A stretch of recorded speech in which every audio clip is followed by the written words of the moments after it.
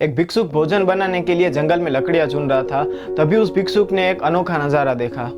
उसने देखा कि एक लोमड़ी है जिसके पैर नहीं है, फिर भी वो लोमड़ी एकदम स्वस्थ थी।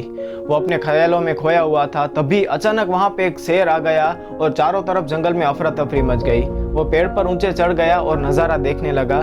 शेर ने हिरन का शिकार किया हुआ था और वो लोमड़ी की तरफ आगे बढ़ रहा था।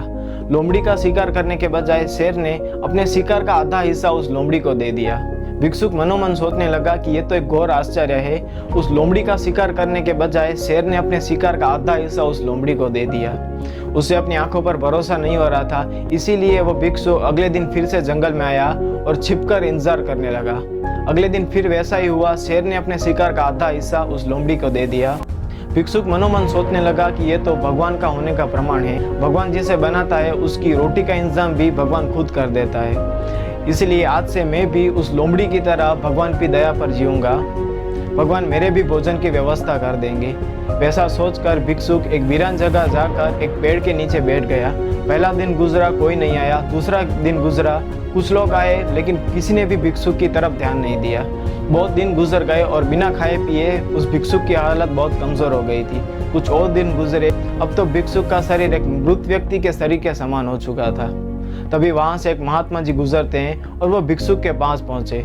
भिक्षुक ने अपनी सारी कहानी उस महात्मा जी को बताई और उस महात्मा जी को कहा कि भगवान ऐसा निर्दयी कैसे हो सकता है, वो किसी व्यक्ति की हालत ऐसे कैसे कर सकता है, क्या ये पाप नहीं है? महात्मा जी ने कहा कि बिल्कुल ये पाप है, लेकिन तुम इतने मूर्ख कैसे हो सकते हो? तुमने ये क्यों नहीं सोचा कि भगवान तुम्हें शेर की तरह देखना चाहते हैं, ना कि उस लोमड़ी की तरह?